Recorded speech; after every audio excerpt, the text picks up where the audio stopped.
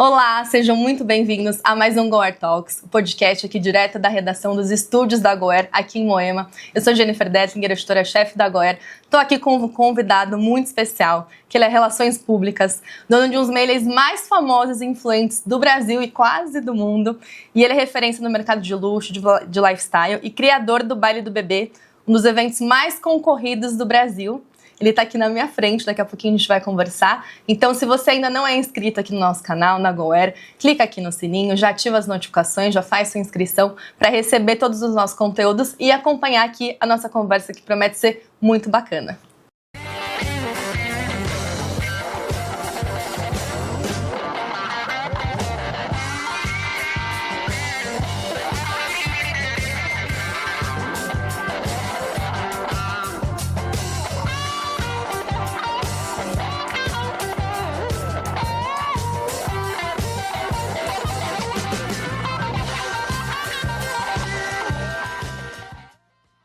Bom, Beto, primeiro prazer enorme estar aqui conversando com você. Estou muito feliz de fazer aqui o primeiro Goer Talks conversando com você, esse convidado super especial.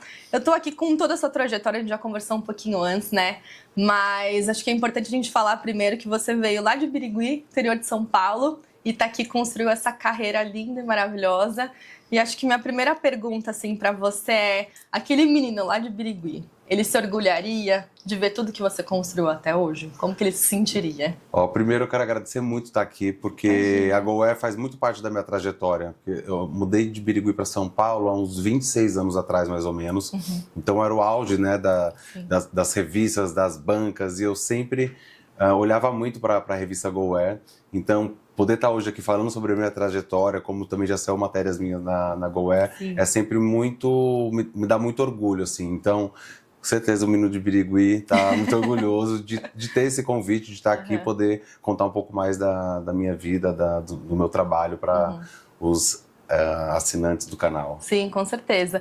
E você comentou, né, na entrevista que você deu pra gente na matéria da revista, nas nossas últimas edições da Lifestyle, ficou muito bacana. A gente foi até sua casa, conheceu ali a sua intimidade por trás, quem é o Beto Pacheco por trás de tudo, né? E eu que agradeço você ter topado o nosso convite, mas eu queria que você contasse assim um pouquinho dessa trajetória também para quem não leu a nossa matéria, para quem ainda não conhece mais a fundo quem é você, resumidamente assim, porque tem bastante coisa da sua trajetória, mas você começou ali, e que eu acho muito bacana que você conta também nas entrevistas, é que você sempre manifestou muito o que você queria para sua vida, né? E acho que isso é muito bacana. Conta um pouquinho sobre isso. Até esse podcast aqui eu manifestei. Olha só! Porque eu tava fazendo uma reunião com a minha assessora de imprensa que cuida do Baile do Bebê, e eu falei, consegue algum podcast para falar, que é muito legal nessa fase que a gente tá, de divulgar mais o baile. E acabou que vocês fizeram um convite para mim. Então acho que tudo na nossa vida, assim, a gente tem uma imagem do que a gente quer, e a gente visualizar mesmo o que a gente quer pro nosso futuro, pro que está acontecendo agora. A gente fala que é ensaiar o que a gente quer, né? Então a gente meio que se vê no lugar fazendo alguma coisa, e quando você vê, aparece o convite. Então eu acredito muito nisso. Acho que minha vida inteira foi muito baseada nisso. Desde que eu era criança, assim, eu sempre sonhei muito em trabalhar no meio da moda. Isso eu tô falando numa época, nessa época eu morava em Recife. Eu nasci em Birigui, mas eu mudei para Recife. Com quantos anos, mais ou menos? Eu tinha uns 5 anos de idade. E quando eu morava em Recife, eu já devia ter uns 13 anos, 14 anos, foi a chegada da MTV no Brasil. Então foi o primeiro contato que a gente tinha com a moda, era vendo os clipes da MTV. Maravilhosos, né? E aquilo pra mim era... E a gente esperava, né, lançar um clipe. Era aquela época do George Michael fazendo Freedom. Então você imagina que eu via todas aquelas top models, a Naomi, a Linda Evangelista. Eu falei, gente, um dia eu quero muito estar nesse meio, quero muito conhecer essas pessoas. E realmente foi acontecendo isso na minha vida muito naturalmente, assim. Obviamente que eu fui mexendo meus pauzinhos, porque, eu tinha 14 anos, morava com os meus pais, só que a minha avó morava no interior de São Paulo, ainda em Birigui, onde eu nasci. E eu pedi pra minha mãe que eu queria mudar pra morar com a minha avó, porque todo neto tinha direito de passar um ano com a avó. Ela era sozinha, então... Rolava como se fosse um revezamento, assim, adorei. E aí, quando eu fui passar o ano com a minha avó, que eu tinha o direito como neto, voltei pra Recife e falei, olha, eu tomei uma decisão, eu quero morar com a minha avó. Mas como assim? Você é muito novo? Eu falei, não, deixa eu morar, porque na minha cabeça eu já queria chegar em São Paulo. Então, era muito mais perto de Birigui do que Recife. Né? Justo. E aí, fui morar com a minha avó. para prestar vestibular e tal. Fiz faculdade de Direito em Marília. E por que Direito? Porque no interior você não tinha muita opção, fazer administração ou direito. Naquela época, assim, a família escolheu o que você ia fazer. Entendi. E o meu sonho sempre foi fazer publicidade.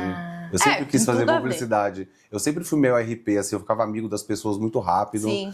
Eu sempre fui muito caseiro, mas ao mesmo tempo, eu nunca fui de sair em balada novo. Eu comecei a beber com 18, 19 anos de idade, mas ao mesmo tempo, onde eu ia, eu ficava amigo das pessoas. Então eu sempre tive essa alma meio de RP. Só que eu falava isso, imagina, com a minha avó, não, que RP só existia em São Paulo, um curso de Relações Públicas ou Marketing. Sim. Então eu falei, então vamos fazer Direito.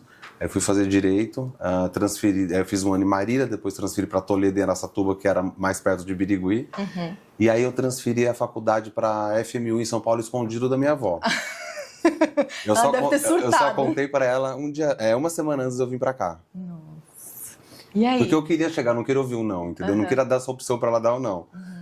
Tem uma tia que mora aqui, liguei para ela e falei assim, você pode me acolher em São Paulo? Ela falou assim, posso. Mas só vai ficar brava, mas a gente dá um jeito. E aí vim para São Paulo, segui meu sonho, assim, que era trabalhar nesse mercado de moda. E aí eu cheguei aqui, imediatamente comecei a fazer ficha em loja. Falei, acho que se eu fizer ficha em loja dessas marcas, as roupas que a gente vê, acho que eu vou me aproximar um pouco desse mercado da moda. Boa. Fui negado em todas as lojas. Não teve uma loja que eu fiz que me aceitou nem para uma entrevista. Era negado. E aí era muito engraçado, porque depois eu fiquei amigo, obviamente, do André Brecht, que era do Armani, da própria Adriana Bozon, que é da Elos. E aí eu conversava muito com ele sobre isso. Falava assim, olha que engraçado, não me aceitaram como vendedor e hoje eu estou fazendo a inauguração da sua loja, estou criando um projeto para sua marca. Então eu acho que a gente sim manifesta tudo o que a gente quer. Muito bom. E querendo ou não, assim, o mercado da moda é um mercado fechado e difícil, né, de entrar. Para quem vem de fora, você pelo menos veio do interior, estava em Recife, veio para São Paulo e é uma bolha, querendo ou não. E acho que aos poucos tá se quebrando isso, tá ficando um mercado mais aberto, mais diverso também, principalmente. Mas imagino você ali na cara de pau, vou lá pedir emprego. Eu acho que, na verdade, eu não acho que é um mercado difícil, eu acho que, na verdade, as pessoas precisam se colocar mais, assim, eu fazia tudo que mandava eu fazer. Entendi. Se fosse para carregar sacola, ser assistente, eu nunca me coloquei já, eu não quero ser tal coisa. Eu sempre fui já muito querer começar por cima, não, eu resolvia, o que aparecia de oportunidade para mim, eu fazia. Então eu acho que o mercado se abre para você se você também está aberto a começar do zero mesmo, assim. E aí eu tinha uns amigos que eram stylists, eu comecei a fazer, como eu não conseguia o trabalho de vendedor de loja, eu comecei a fazer assistente de produção de moda. E eu tinha 2 amigos, sempre tem um amigo para ajudar também, né? E aí eu comecei a fazer assistente carregando sacola mesmo, não tinha muito o que fazer. Não é que também eu entendia muito de moda, eu sempre tive um olhar muito apurado para moda, que eu sempre gostei muito desse universo.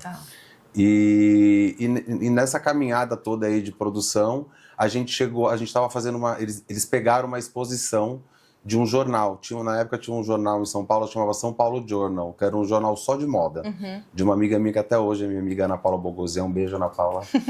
E a gente tinha uma exposição que era com várias celebridades, pessoas do High Society de São Paulo, e a gente criava várias oportunidades para elas estarem segurando esse jornal para daí virar uma exposição. E aí eu comecei a trabalhar com eles. E eu fazia muito essa parte criativa. Vamos colocar essa pessoa segurando o jornal de tal forma. Vamos fazer um pombo correio com o jornalzinho enrolado no pombo e aquele Sadi na época estava segurando o pombo. E aí eles pegaram um trabalho muito grande de publicidade e acabaram saindo da exposição.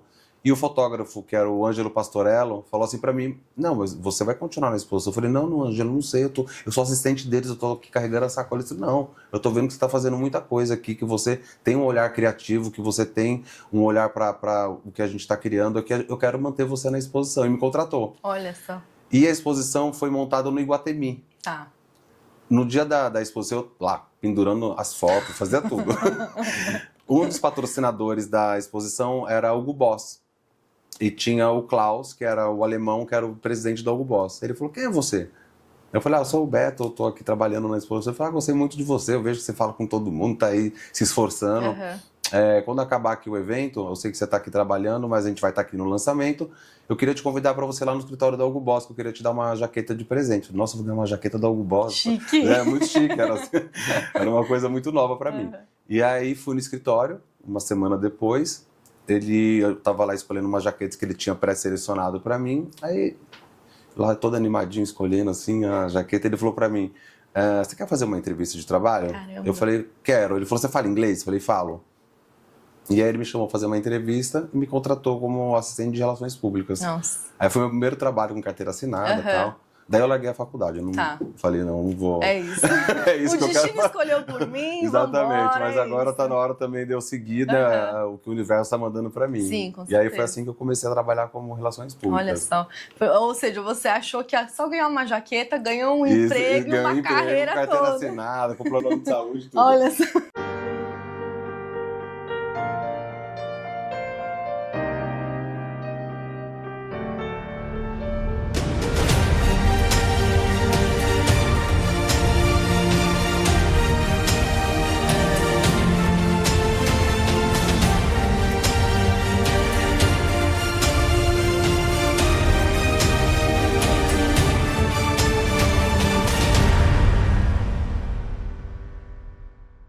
E antes disso, mas também eu tive várias experiências no Fashion Week, trabalhei muito no Fashion Week também. E, aliás, abriu muitas portas para mim o Fashion Week.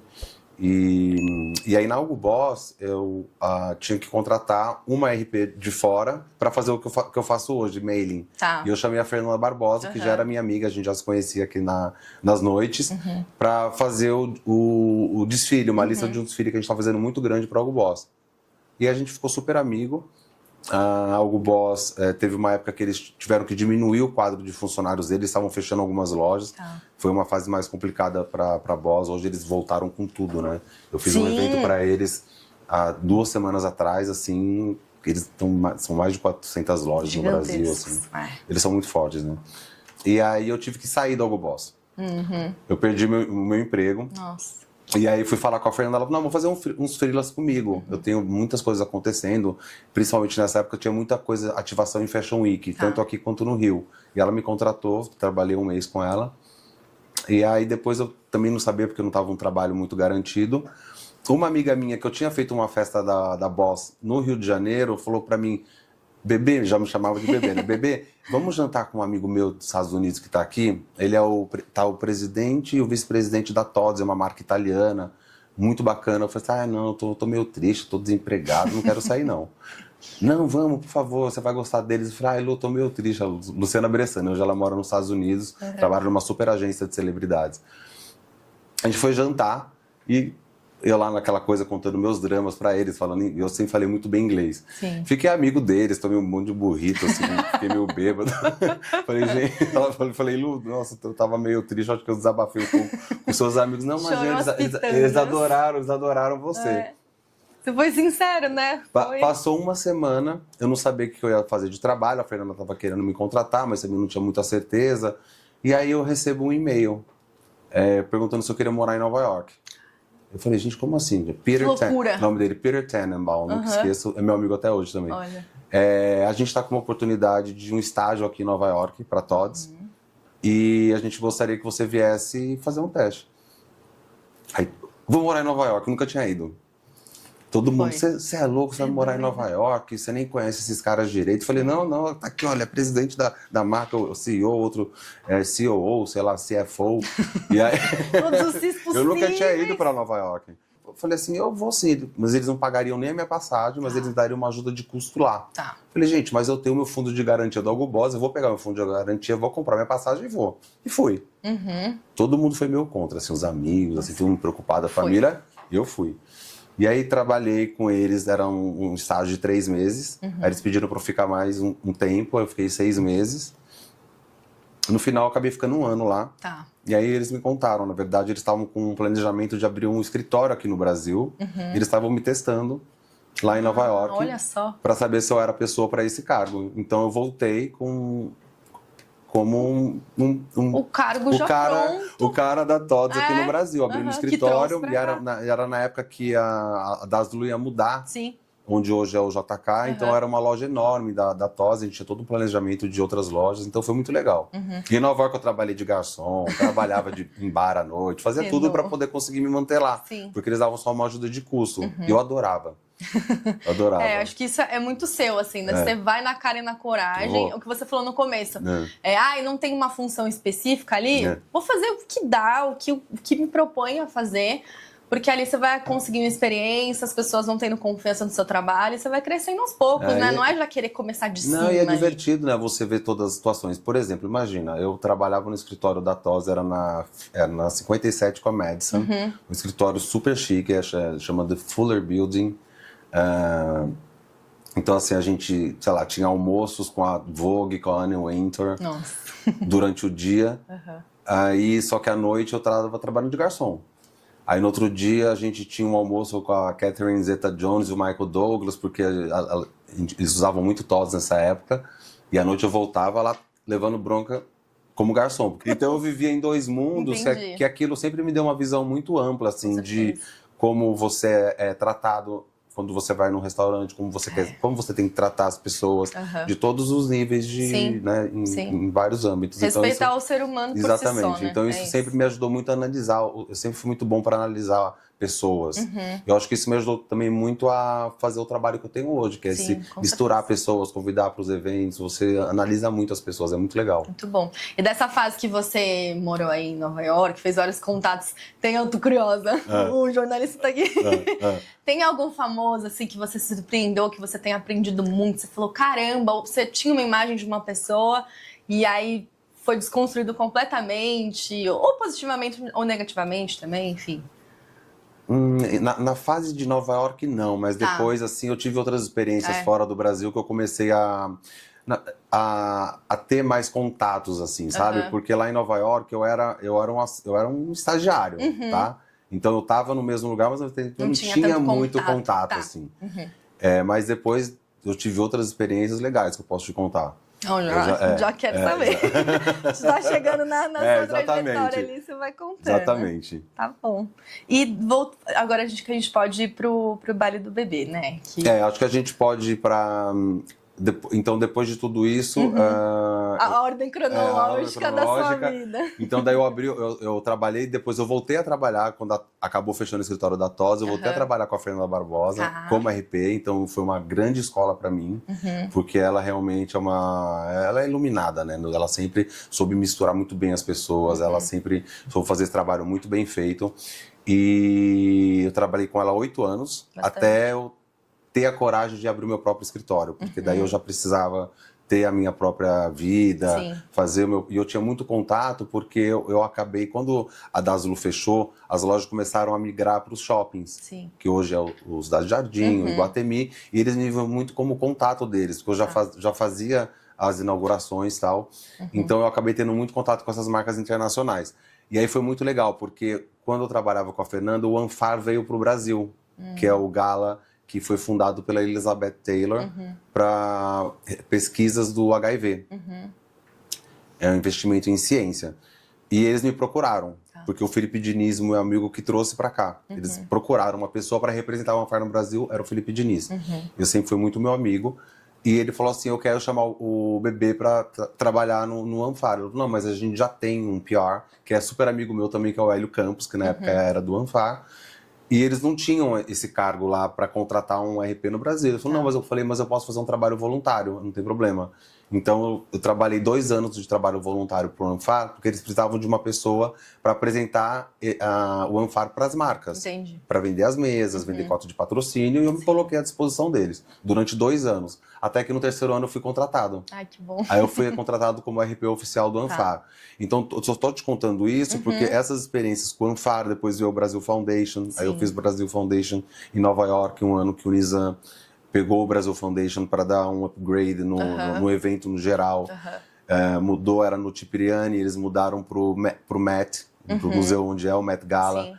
E o Nizam me chamou e falou, bebê, eu preciso da sua ajuda lá em Nova York. Daí fui trabalhar com ele em Nova York no Brasil Foundation. O Nizam Guanais. O Nizam e a Donata falam que são meus padrinhos, assim, porque eles sempre me ajudaram muito, sempre acreditaram muito em mim, me deram muitas oportunidades. E Então, todas essas experiências de 8 anos de Anfar, vários anos de Brasil Foundation. Eu cheguei a fazer um gala para Madonna em Miami, chama Raising Malawi, que era o mesmo pessoal do Anfar. Então, eles me levaram para lá para vender umas mesas, levar uns brasileiros, ativar essas pessoas. E aí, na pandemia, que tudo se fechou, tudo que o meu trabalho fazia eu que não podia fazer, que era juntar pessoas. Não existia né? mais eventos, mais eu conexões. tenho um super amigo meu, o Thiago Moura, que hoje é meu sócio. A gente trocava muito porque ele é formado em marketing, trabalhava no escritório da InBrands, com a Adriana Bozon, e a gente na pandemia se encontrava muito para trocar ideias. Eu fiquei muito triste, porque eu perdi pai, perdi mãe, então eu tava meio deprê, assim. E ele sempre me colocando para cima, falando, não, você não pode esquecer, olha o que você já fez, olha o que você já fez, né? Aí eu falei, ô Thiago, por que você não veio trabalhar comigo? Não tenho nem como te pagar, tá? A gente vai ser tudo que entrar aqui, a gente fica meio sócio. Vamos dar amizade. Mas a gente pode criar alguma coisa legal. E aí a primeira coisa que ele identificou na minha trajetória é que não tinha uma festa proprietária. Sim. E eu falei, então se eu for fazer uma festa proprietária, eu faria um baile de gala. Inspirado muito nas experiências que eu tenho desses anos todos. E aí nasceu o baile do bebê. Foi.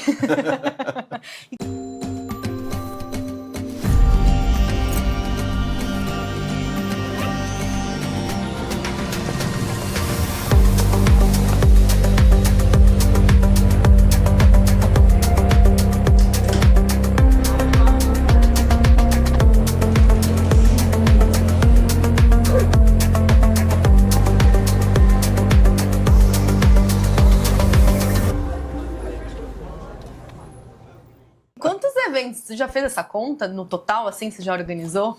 Desde os menorzinhos até os gigantescos. Eu nunca parei para fazer, mas olha, eu tinha épocas que eu lembro... Isso é um número muito marcante na minha vida, porque eu lembro que um mês, quando eu abri o meu escritório, no primeiro ano que eu abri meu escritório carreira solo, teve um mês que eu fiz 28 eventos no mês. Caramba, é um evento por dia, basicamente. Às vezes 2, né?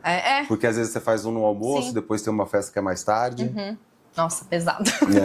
Mas eu vi muito da noite também, porque o meu primeiro projeto solo dentro do escritório da Fernanda Barbosa foi com a Disco, com o Clube Disco do Marcos Campos, desses super amigos meus até hoje também, então me deu muita experiência na noite também. Com certeza. E o que o seu trabalho de RP também, né, antes do Baile do Bebê, continua sendo o seu principal trabalho também, como que é construir esse mailing, criar essas conexões, porque é um trabalho muito detalhista, mas que também não é da noite pro dia, né? É um resultado de muitos anos ali. São muitos anos, porque você, na verdade, você cria uma proximidade com as pessoas. Obviamente, quando você está fazendo festas super importantes, as pessoas querem se aproximar de você. Sim.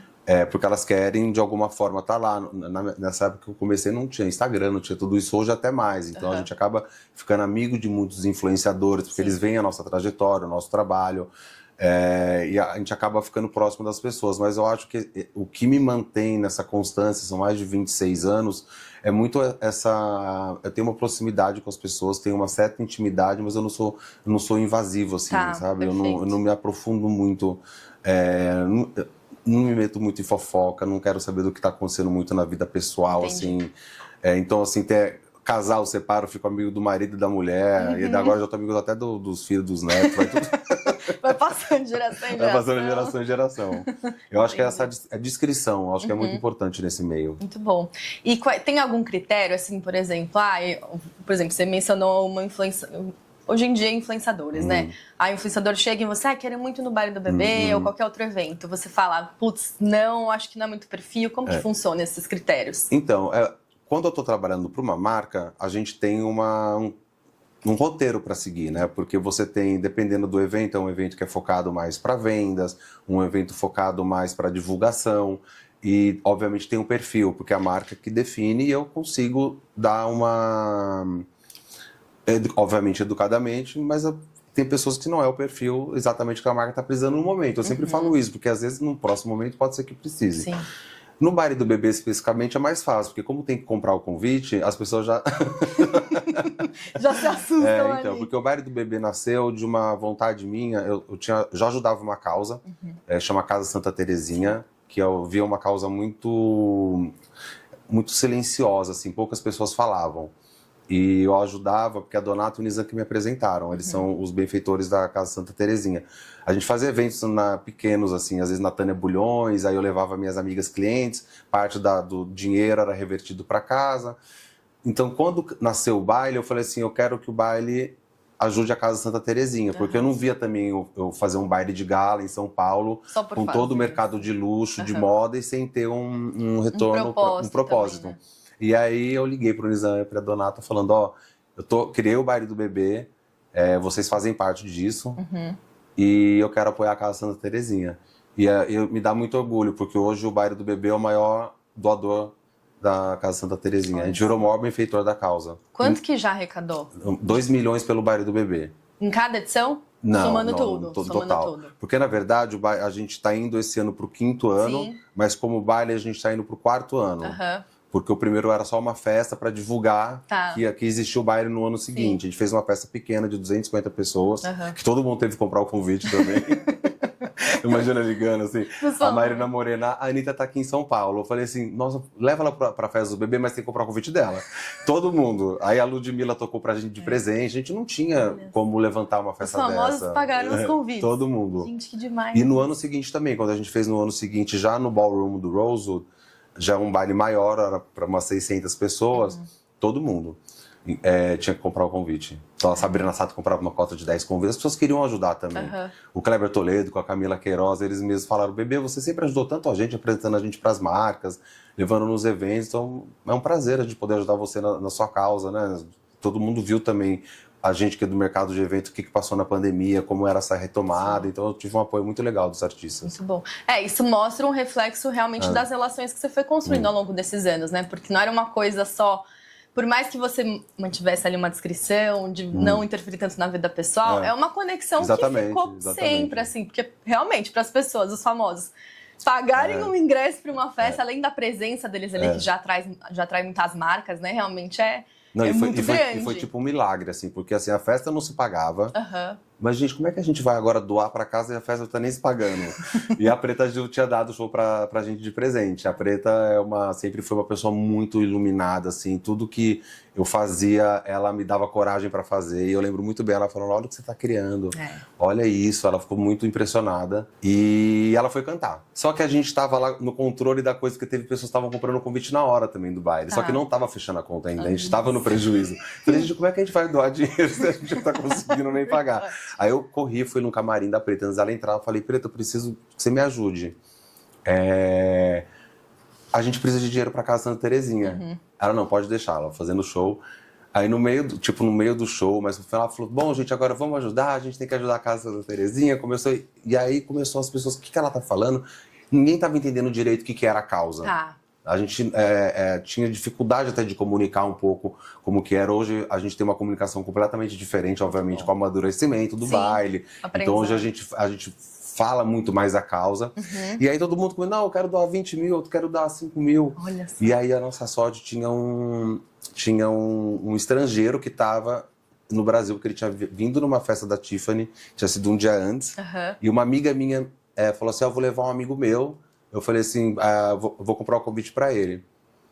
Aí ele falou assim, o que tá acontecendo? Tô vendo todo mundo falando. Aí ele falou assim, não, é porque a gente tá precisando de dinheiro pra causa. Ele falou assim, eu quero doar 100 mil dólares. 100 mil dólares? 100 mil dólares. E aí ele foi, no outro dia, conhecer a causa.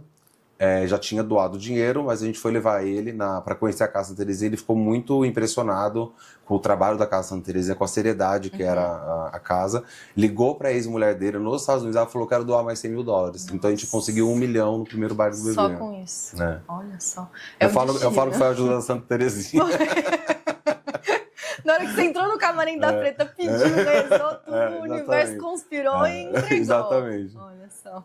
GoWare, eleita a maior grife editorial do Brasil com o melhor conteúdo de lifestyle e gastronomia para quem curte o lado bom da vida. Revista, portal, aplicativo e eventos com experiências exclusivas sobre moda, beleza, saúde, comportamento, gastronomia, turismo, automóveis, business, tecnologia, cultura e entretenimento. Acesse goware.com.br e nos siga nas redes sociais para descobrir uma nova GoWare. Positiva como sempre, relevante como nunca. Bom, Beth, acho que é legal também a gente explicar para as pessoas, até para divulgar a causa, né? Qual que é o trabalho da Casa Santa Terezinha, que tipo de crianças e pessoas eles atendem e ajudam também, para a gente divulgar ainda mais essa mensagem. Sim. Então, a Casa Santa Terezinha, ela é uma casa que cuida, ampara crianças, adolescentes e toda a família que convive com genodermatose. Genodermatose são doenças raras de pele e que não tem cura. É um grupo de doenças de pele. Você já ouviu falar daquela epiderme bolhosa? Já. Então, a gente vê a internet agora até que está mostrando um pouco mais. É uma casa de acolhimento, então o que a gente sempre quis com o baile? Além de doar o dinheiro, a gente queria dar visibilidade para a causa. Perfeito. Então a gente fala que a gente expansão e visibilidade. A expansão a gente consegue com o dinheiro para poder ampliar. A gente entregou uma obra no ano passado, em dezembro, que dobrou o tamanho da casa. Que bom. E a visibilidade por quê? Como não se tem o número certo de pessoas que são registradas com as doenças aqui no Brasil, quando nasce, por exemplo, uma criança lá no Nordeste, ela vai no médico, tem médico que não reconhece a doença, não sabe o que não nunca sabe, nem ouviu falar, dependendo do lugar. Sim. Então você dá um Google hoje, genodermatose, a primeira coisa que aparece é a Casa Santa Terezinha. Olha, que bom. Então a gente recebe crianças do Brasil inteiro. Tá. A gente tem um filho de indígena que a gente cuida, que ficou sabendo da casa. E quando a casa ela não faz o tratamento lá, é tudo no HC. A doutora Régia Patriota, que é fundadora da casa, já tem 10 anos, ela sempre trabalhou no HC, mas na parte de dermatologia de estética. Tá. E ela mesma fala que ela recebeu essa missão quando ela começou a ver as crianças chegando. Nossa. E vai aumentando, porque quando você começa a dar visibilidade para a causa, mais pessoas começam a ter acesso e começam a procurar. Hoje, quando a gente entrou na casa, a gente tinha 47 crianças. Hoje a gente tem mais de 100. Ai, que bom. E já tem mais de 50 inscritos para também serem tratados. Então, assim, a gente tem fisioterapia, a gente tem trabalho de psicólogos, psiquiatras, tem toda uma atividade, elas fazem aula de canto, aula de dança, aula de pintura, para poder também colocá-las no mercado de trabalho. Então elas têm a gente tem uma lojinha lá de tudo que elas fazem que pode ser comprado. É um trabalho muito lindo que eles fazem. E a gente tem reconhecimento, a gente ganhou um prêmio na China, como a maior casa de acolhimento na América Latina, recebeu uma carta do Papa, parabenizando pelo trabalho com as crianças, o falecido Papa, né? Sim. Então, assim, até eu estava na semana passada lá com a Donata, a gente estava gravando uns vídeos que a gente passa no dia do baile.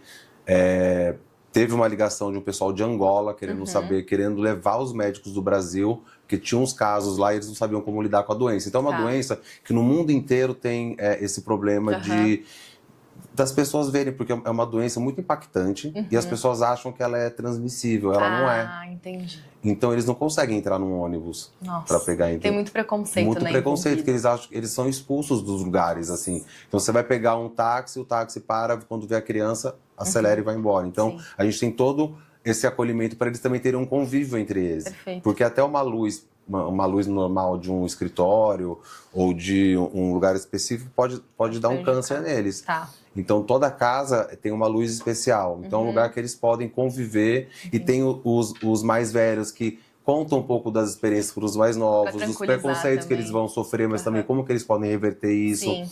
Então é muito lindo o trabalho, vale a pena conhecer. E realmente tornar cada vez mais conhecido, né? Acho que a informação é tudo nesses casos. Justamente para que eles não sofram preconceito, para que as pessoas saibam lidar com isso. Os próprios médicos, né, tenham mais informação. Exatamente. E tem planos para levar para fora o Baile do Bebê, fora do Brasil? Até pensando nisso de tornar mais conhecido. Eu sonho muito, né? Eu sonho muito, assim, até em como... Hoje, o que a gente consegue ajudar com esse dinheiro que a gente consegue com o baile é ajudar a manter... Porque, assim, elas têm umas ataduras que elas usam, que são muito caras. Tem atadura, tem crianças que são, às vezes, R$5.000 por semana para manter as ataduras, assim.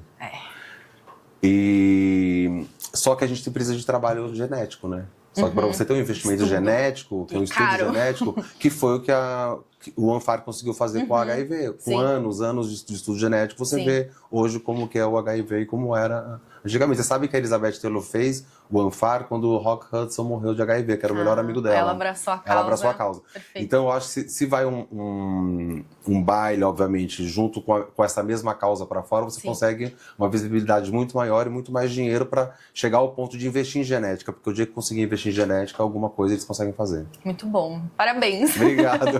É muito bom escutar. É muito lindo, né? É um muito propósito, lindo. acaba virando um propósito de vida, assim. Com certeza. E a gente faz com o maior amor, eu e o Thiago, assim. E é muito legal, porque o Thiago é meu sócio, eu apresentei a causa, que eu já conhecia, e ele abraçou da mesma forma, né? Pegou pra ele. Quando você tem um sócio, às vezes pode não concordar. Sim. Não, eu queria que o Bari ajudasse uma outra causa. E foi uma sinergia muito, muito boa entre a gente, de acreditar nesse propósito e seguir com isso. E a gente tá muito feliz. E aí você vai construindo as conexões que também apostam ali junto na causa, isso é incrível. Eu tava assistindo uma entrevista que você deu no passado, que me pegou muito isso, que você disse que você tava com R$2.000 negativos na conta quando você deu o estalo de criar o Bari do Bebê. E aí, do nada, você consegue arrecadar R$1 milhão com toda essa força e essa loucura que aconteceu. Como é que foi isso? Como que você teve a coragem de... Porque o que acontece... Porque quando começou a pandemia, eu tinha um escritório, que eu tinha 4 funcionários, e obviamente você tem um escritório, eu tinha 6 meses garantido, se não tivesse nenhum evento, eu poderia pagar todo mundo e me manter. Só que a pandemia, para eventos, durou muito tempo, né? E eu sempre fui muito correto com os meus funcionários, paguei todo mundo, só que no final, quando não tinha evento, não tinha dinheiro. Nossa. E aí, quando veio essa história de criar o Bari do Bebê, eu tava com menos R$2.000 na conta, eu não tinha como pagar nada. Só que eu fui fazer um almoço com... Eu tava cuidando de um time de polo, lá em Helvécia. E eu queria vender um projeto para Pernod Ricard, para o Rafa Vidigal e para a Andressa. Eu e o Thiago, a gente foi lá falar com eles para a gente conseguir um patrocínio para fazer um evento de polo. Porque como o polo podia juntar algumas pessoas, porque era no campo, aberto, você conseguia fazer, a gente foi mostrar, mas eles falaram, putz, Beth, a gente acabou de fazer um evento com a Royal Salute de polo. Aí eu falei, putz, e agora que a gente vai fazer, Thiago? Aí a gente olhou assim um pro outro, eu falei assim, então, tem um projeto que a gente tá muito assim, muito embrionário. Qual que é o projeto? Eu falei, Festa do Bebê. Ele falou, esse a gente quer. E você nem imaginava que eles iam apostar. Ele falou, esse a gente quer. Agora, mas eu falei, mas a gente estava em outubro. Era em outubro. Ele falou, não, mas a gente quer, mas tem que sair esse ano ainda. Eu falei, como assim? A gente tinha 2 meses para levantar o evento. Ele falou, as bebidas todas a gente dá. Eu falei, mas onde eu vou fazer? Ele falou, vai falar com o Alex Alar, que eu sempre fui muito amigo do Alex, o francês que comprou a Cidade de Matarazzo. Sim. Comprou o hospital para fazer a Cidade de Matarazzo. Ele falou, tá quase pronto o hotel. Vai lá e fala com ele. Eu fui conversar com ele. Falei que a gente tinha esse projeto. Ele falou assim, o hotel vai abrir em janeiro. Você faz a festa em final de novembro. Você vai fazer um soft opening do hotel. Olha. E aí foi assim. Foi. Só que aí não tinha dinheiro pra pagar, não sei o que. Alguma amiga ainda, não, pode deixar que eu faça um pix pra você. Porque todo mundo tava torcendo pra sair a festa. Todo mundo tinha gostado do projeto. E aí foi assim. Aconteceu. Aconteceu. Foi na cara e na coragem, na loucura e aconteceu. E isso, você tem muito apoio das marcas também, né? Das principais marcas de luxo, de beleza, do Brasil e do mundo, porque pensa, são as marcas que eu fazia as negociações para Anfar. Sim. Obviamente que demorou até elas acreditarem, assim, porque era muito diferente me ver como um RP, que cuidava de uma instituição, e de repente eu ter o meu próprio baile. Acho que as pessoas achavam que eu era meio louco. Eu e o Thiago, lá veio os dois doidos falar do baile da Festa do Bebê. Foi bem assim no começo, porque como assim vai fazer um baile de gala? Da onde? E foi muito legal assim, a construção. Assim, a gente vê, obviamente, marcas que apoiaram desde o primeiro ano e estão com a gente até hoje, mas é muito legal, porque todos os patrocinadores que estão desde o primeiro ano, eles continuam até hoje. Que bom. Eles veem o crescimento. A gente fala que o baile cresce, a causa cresce, e é muito legal. A vida é uma trajetória, uma junção de bons momentos abastecidos por um combustível essencial, a água. A cada copo, uma fonte de saúde e bem-estar. Em cada garrafa, o trabalho de muitos. E a certeza de que há mais de 140 anos, levamos a mais pura água mineral. Águas Prata. Tradição e qualidade desde 1876. E como funciona o negócio? Assim, também é importante a gente explicar para quem está assistindo, porque tem todo o propósito social, mas como você falou, precisa botar de pé, contratar pessoas, pagar pessoas. As marcas, por exemplo, entram como parceiras, tem um apoio ali financeiro. Tem apoio financeiro, porque eu aprendi isso no Anfar, na verdade. Porque assim, ele sempre é uma empresa. Sim, exato. É uma empresa que faz um evento e tem uma filantropia envolvida. Sim, exatamente. Porque é diferente de você ser uma pessoa sei lá, um bilionário, um milionário que consegue bancar. Então, eu sei que já aconteceu várias vezes comigo, assim, eu trabalho como relações públicas e vinha algum projeto, mas a gente não pode te pagar. Eu falei, mas o meu trabalho é esse. E eu aprendi sempre no Anfar, a gente sempre paga todo mundo. O Baile do Bebê, ele paga todo mundo que trabalha. Então a gente gera muito emprego. Sim. Tanto diretamente, que são as pessoas que estão com a gente, os videomakers, fotógrafos, os garçons, o serviço de bar, toda a equipe do hotel, o buffet, cater, a gente paga comida. A gente tem ajuda, o hotel, por exemplo, hoje virou apoiador do baile, Rosewood. Não era no começo, mas eles acreditaram que o baile é muito importante, até para a imagem deles. Sim, então hoje eles entram como apoiadores do baile. Então, indiretamente, imagina, todos os salões, as pessoas vão fazer maquiagem, vende roupa nas lojas, o intuito do baile é girar o mercado de moda e de luxo. Sim. Então a pessoa vai comprar uma roupa para ir na festa, a pessoa vai comprar uma joia para ir na festa, ela vai contratar o maquiador, vai contratar o cabeleireiro, vai contratar um serviço, vai contratar o Uber, vai contratar o motorista. Então a gente gera muito emprego no baile. Então as marcas, sim, elas entram com um investimento financeiro. A gente criou um produto que no começo... Porque o que eu quis fazer no baile, né, que a gente conversou muito, eu e o Thiago, sobre isso, a gente não queria ser engessado como era o Anfar, por exemplo, que eram só mesas. Porque eu sentia isso na minha experiência, que as pessoas elas queriam circular mais. Elas não queriam ficar durante 3 horas sentadas numa mesa, ali, falando com a pessoa que está do seu lado ou na frente. Elas queriam fazer relacionamento. Perfeito. Então eu falei, vamos criar um baile onde as pessoas vão fazer relacionamento. Então elas vão fazer uma festa. Aí a gente fez o primeiro ano, todo mundo junto, festa, tudo certo, você comprava como individual. No segundo ano a gente criou um produto que era um camarote, que eram só 6. 3 de cada lado da pista e para quem comprou os convites. Que um amigo meu, Tony Silvaroli, falou, pô, mas eu não tenho onde sentar. Eu falei, tem ali, ó, tem um lounge. Não, eu quero mesa. Aí eu criei o produto, falei, ó, Tony, eu queria por causa de você, viu? Agora vai. Aí a gente viu que deu muito certo aquele produto. E aí, quando foi no terceiro ano, no ano passado, a gente passou de 3, viraram 16 mesas. E todas foram vendidas. Que bom. E esse ano são 21 mesas, a gente já vendeu todas. Caramba. Hoje a gente vendeu a última mesa. Porque o que acontece, a marca, como as pessoas só podem ir no baile quem tem contato com a gente faz um baile que a gente quer que seja um relacionamento bom pro cliente que está investindo. Com certeza.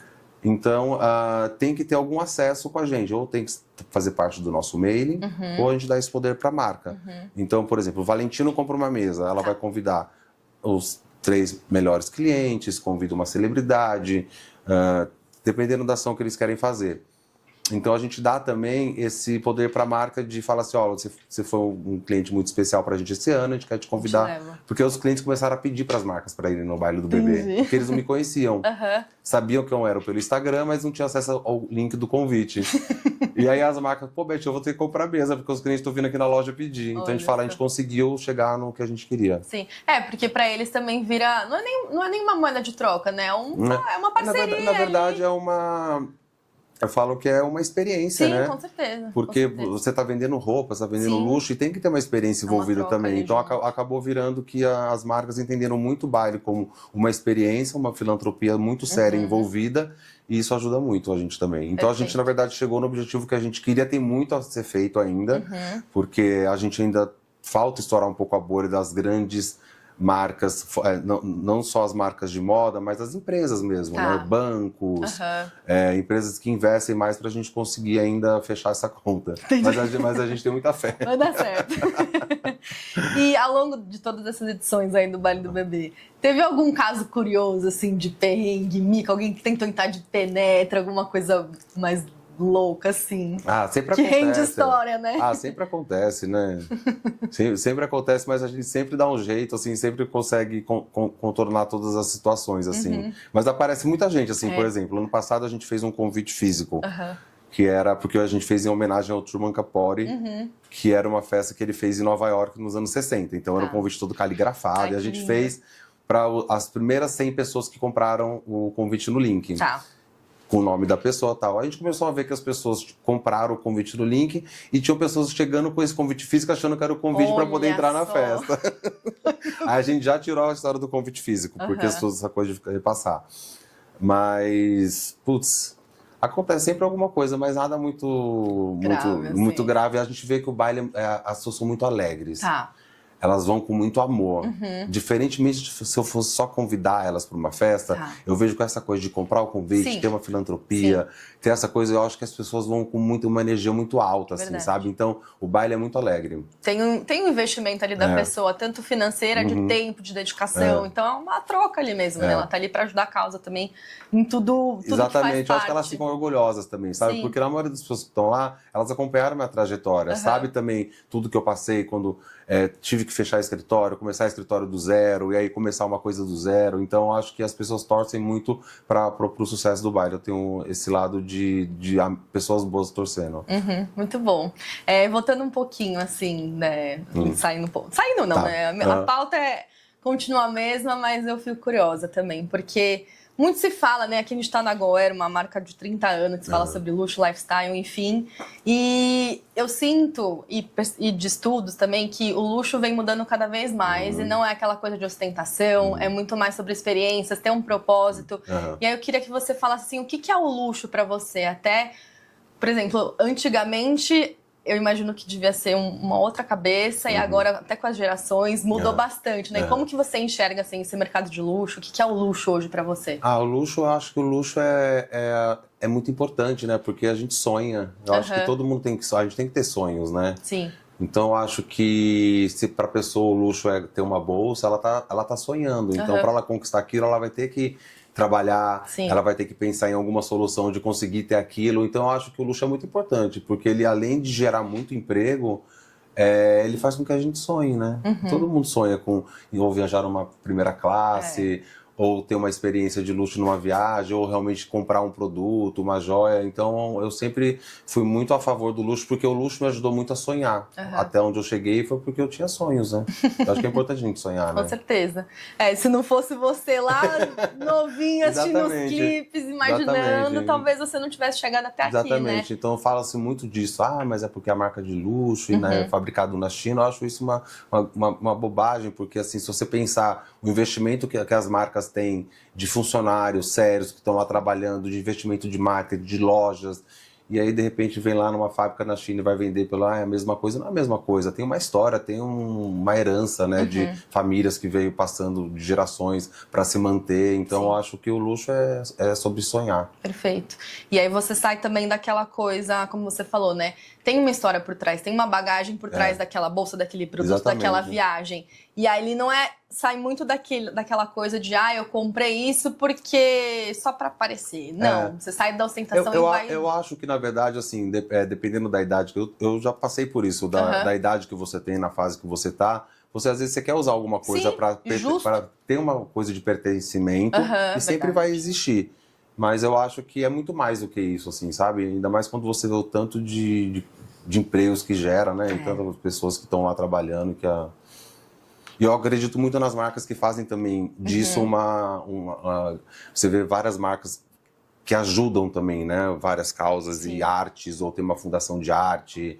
Eu estava vendo esses dias falando da Brunello Cucinelli, do que eles ajudam em toda a cidade, o estado deles, com o faturamento deles, não é só para a família, não é só para eles. Acho muito legal. É uma máquina que move muita coisa, né? Exatamente. É muito grande mesmo. Quando vai ser o próximo Baile do Bebê? Dia 16 de agosto. Qual que é o tema? O tema chama Royale Couture Ball. A gente sempre coloca o couture, porque a gente quer trazer essa coisa de moda, que é um baile de moda. E é muito legal. Posso te contar a história de como chegou esse tema? A gente quis homenagear a Grace Kelly. Quando a Grace Kelly foi para Mônaco, ela casou com o príncipe Ranier, ela começou a ver como que as crianças eram tratadas nos hospitais, como que era o serviço hospitalar, e ela não estava gostando muito daquilo, saiu um pouco do palácio e foi atrás de amigas para poder conseguir levantar dinheiro para a Cruz Vermelha e fez um baile. E ela me inspirou. Eu falei assim, gente, vamos homenagear a Grace Kelly com o trabalho para a Cruz Vermelha. E na hora eu lembrei da Donata, que eu falei que a Donata faz tanto trabalho social, tanta filantropia, para ela seria a nossa Grace Kelly. E aí, e foi muito legal, porque quando a gente teve essa ideia, eu falei, mas como é que a gente vai fazer um baile que é homenagem à Grace Kelly? As pessoas não entendem, elas têm que ser mais guiadas, assim. E o baile é muito mais sobre o mood da festa, as inspirações para decoração, né, que a pessoa vai fantasiada de Grace Kelly. E aí eu falei, então vamos viajar um pouco mais, vamos nos cassinos de Mônaco, os glamour dos cassinos de Mônaco, vamos falar do James Bond, um Cassino Royale. E esse ano, por coincidência, acho que é o centenário do James Bond.